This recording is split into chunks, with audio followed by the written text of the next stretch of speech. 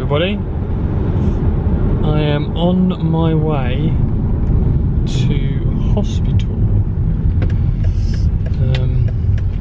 Yeah, I'm still rocking the cap. So I've got a doctor's appointment.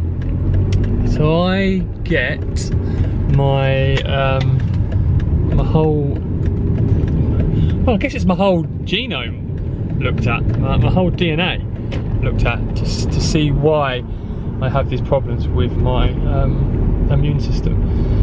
It's in Cambridge, which is a drive from here. They look to see, well, they are hoping to find out whether I've got whether I was born with a genetic mutation, or whether it was just unlucky, or if there's been a mutation since I was born. Obviously, which can happen. Obviously, your cells replicate constantly and always make mistakes. And I think they told me something like 144,000 mistakes in a 10-year period from the day you were born. It was something I asked them. It's quite scary, really. So every time your cells replicate and they copy your DNA over, it makes little errors, and normally those errors don't matter. So yeah, so they're testing to find out whether it was something I was born with, or it's something that's just happened, whether the rest of my family need to be tested.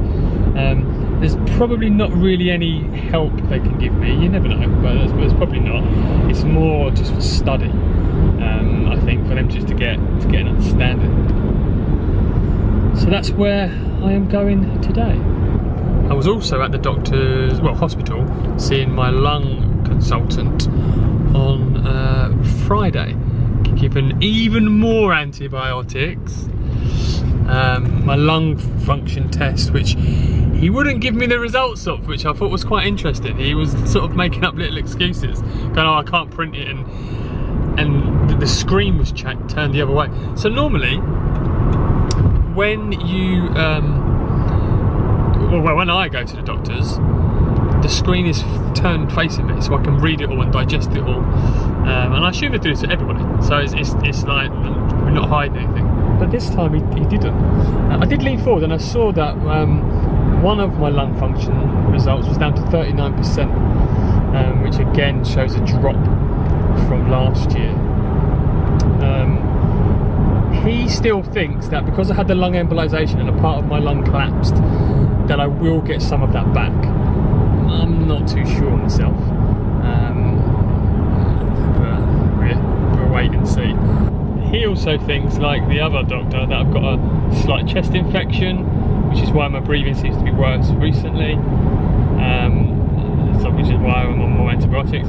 He's gave me a little inhaler pump thing, but I'm not going to use it.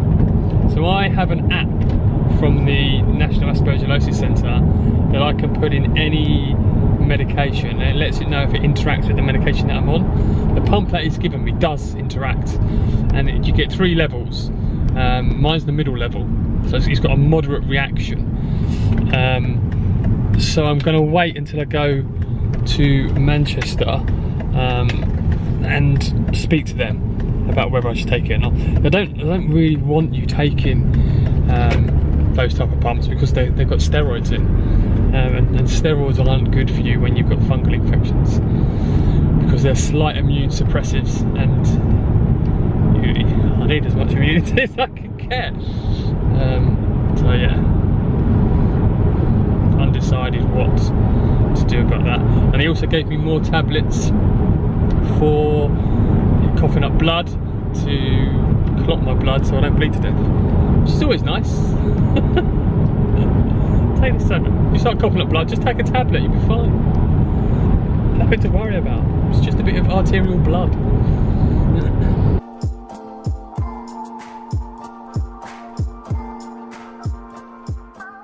Filled up my dad's car. £80.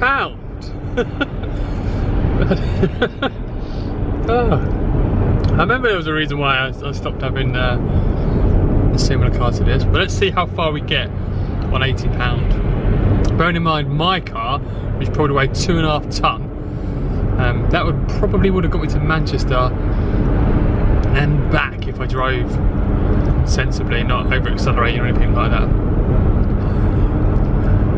Yeah, will be interesting. I reckon I'm going to have to fill up again on the way back. This is Earth Radio, and now here's human music.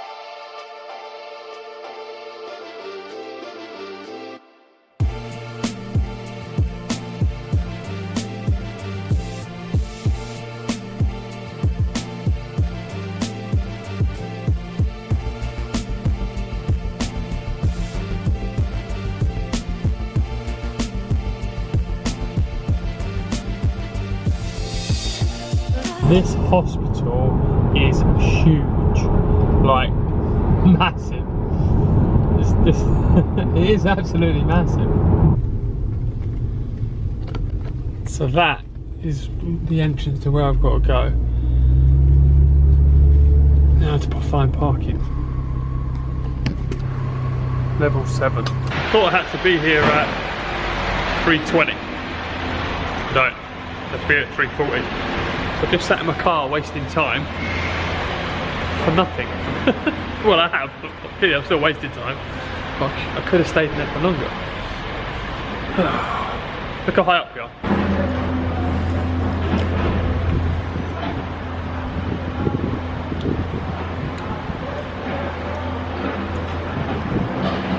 I can't actually get any closer to show you because I'm scared of heights. I want to say scared of heights. I'm scared of man-made heights.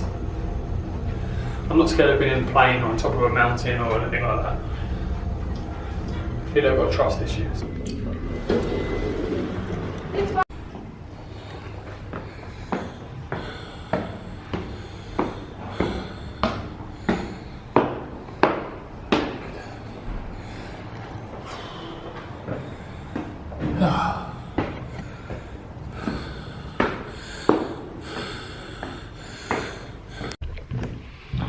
I'm so early, they sent me off.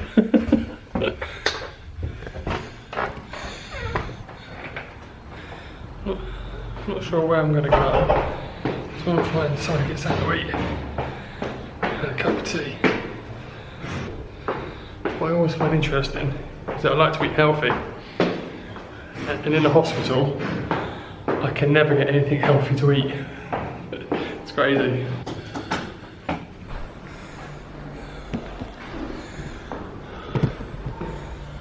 Let's see if this is open. What is over there?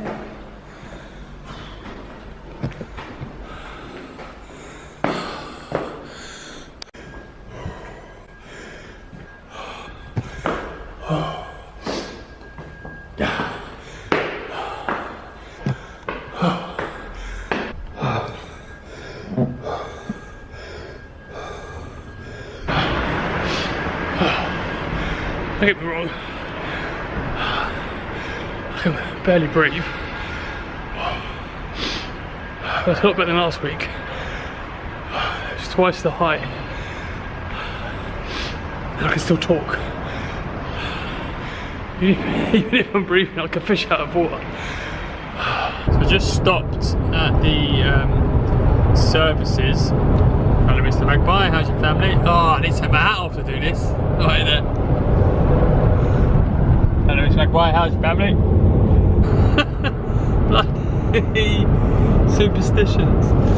I need as much luck as I can get.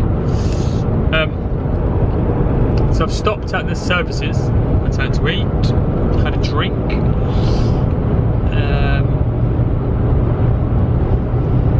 Started to leave.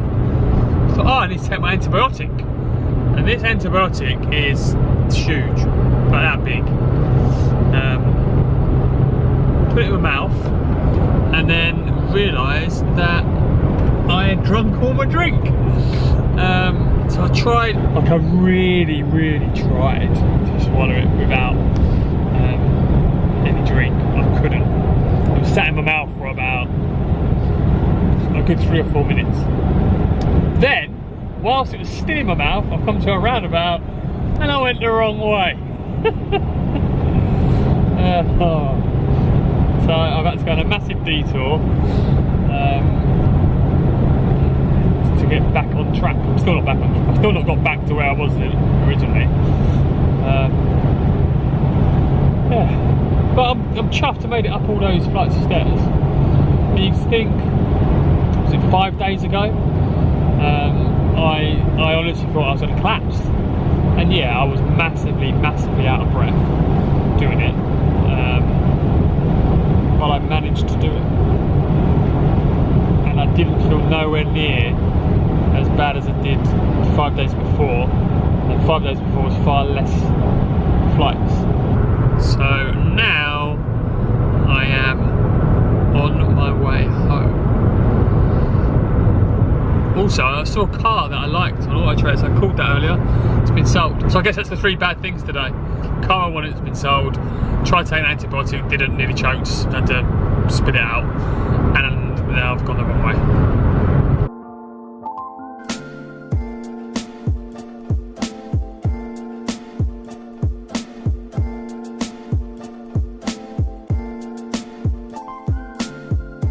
It's the next day. I didn't sleep in the hat. Cannot believe what I did last night. Like, I really can't believe it. So I got back from Cambridge, had something to eat, fell asleep, woke up thinking, oh, I need to inject, and so I take my injection. Came and inject, went to bed. Got up this morning and my medication I inject, which has to be in the fridge, I put it in the cupboard with the tablets. So now I can't use it. I've got 1 day's left in the fridge, and it's really important, that medication. They even confirmed it again yesterday. So with the doctors yesterday,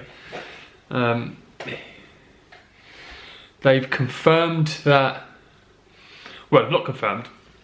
So the doctor was at yesterday, they look at my whole DNA and my immune system to see if I was born with a genetic default, or abnormality, should I say, not default, to see if there's been something that's happened throughout my life that's changed it, whether parts of my immune system missing.